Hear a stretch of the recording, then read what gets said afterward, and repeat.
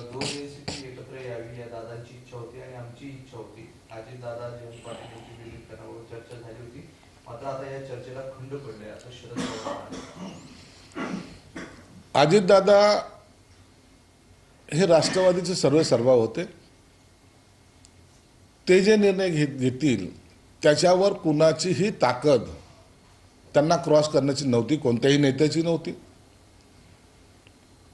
म्हणून त्यांच्या शब्दाला असलेली किंमत आणि त्यासाठी त्यांनी शरद पवार साहेबांशी किंवा इतर नेत्यांशी झालेली त्यांची जे का बैठकी आहेत असं जे म्हणतात, तर त्याच्यात जो निर्णय झाला असता तर तो सर्वांनी मान्यही केला असता.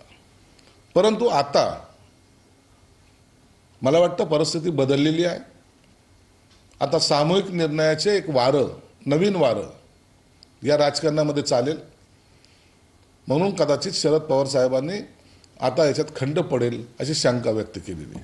सुनित्रा पवार शपथ घेणार हे माहीत नाही, तो त्यांच्या पक्षाचा निर्णय आहे. तटकरे पटोलेंच्या पुढाकाराने हे निर्णय होत असेल असं शरद पवार म्हणाले. त्यामुळे त्यांची नाराजी स्पष्ट करायची. शरद पवारांनी जे सूचक वक्तव्य केलेलं आहे ते जर पाहिलं तर मला वाटतं या सर्व राजकारणातल्या घडामोडीमध्ये शरद पवारांना विचारलं गेलं नसावं. त्यांचे असलेले राजकीय सल्लागार, पक्षाचे असलेले नेते यांनीच ठरवून घेतलेला हा निर्णय. म्हणून शरद पवारांना कितपत माहिती आहे याबद्दल सांगणं आता शक्य पण नाही. फडणवीस काल म्हणाले की जे काही निर्णय असेल राष्ट्रवादी तो मान्य असेल. तुमच्या पक्षाची भूमिका काय असणार? नाही, आम्ही पण तीच भूमिका आमची असणार आहे. जी देवेंद्र फडणवीस साहेबांनी घेतली तीच भूमिका आमची असणार आहे. अखेरला निर्णय राष्ट्रवादीने घ्यायचा आहे. अजितदादाच्या पक्षाच्या आमदारांनी, मंत्र्यांनी त्यांनी तो निर्णय घ्यायचा आहे आणि त्यांचा जो काही निर्णय असेल त्यांना आम्हाला पाठिंबा देणं हे गरजेचं होऊन जाईल, क्रमप्राप्त होईल. म्हणून त्यांनी काय निर्णय घेतला त्याला विरोध करण्याची आमच्या कोणतीही मानसिक तयारी पण नाही आणि आम्ही करणारही नाही. वाक्य तुम्हाला वाचून दाखवतो. जी काही चर्चा सुरू झाली त्यात भाजपचे नाव निघालं. शरद पवार म्हणतात भाजपसोबत जाण्याचा संबंध नव्हता. दोन्ही राष्ट्रवादी एकत्र आल्यावर भाजपसोबत सत्तेत जाणार का असे प्रश्न पडले असतील तर त्या पक्षाचं नाव आमच्या चर्चेत येण्याचा संबंध नव्हता. म्हणजे दोघे एकत्र येणार आहे का यावर त्यांनी प्रश्नचिन्ह उपस्थित केलं.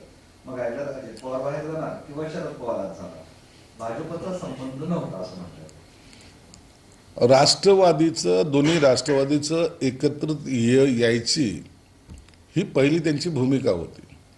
त्याच्यानंतर काय निर्णय घ्यायचा ही दुसरी टाईम होता.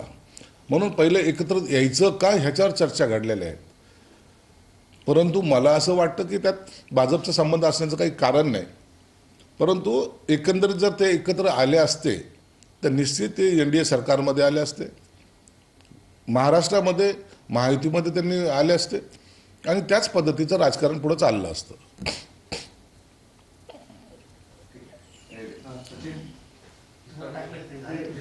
राष्ट्रवादी पक्षाचा राष्ट्रीय अध्यक्ष हा पवार परिवारामधूनच करा आणि एनसीपीच्या विलीनीकरणाबाबत पवार कुटुंबाचं म्हणणं विचारात घ्या असं भाजपच्या केंद्रीय नेतृत्वानं राष्ट्रवादीच्या नेत्यांनी निरोप द्यायची सूत्रांची माहिती. मुळामध्ये राष्ट्रवादीचे जे काही नेते आहेत अजितदादा गटाचे, त्यांचा सर्वांचा आता या वेळेला या क्षणी तरी जी घटना घडली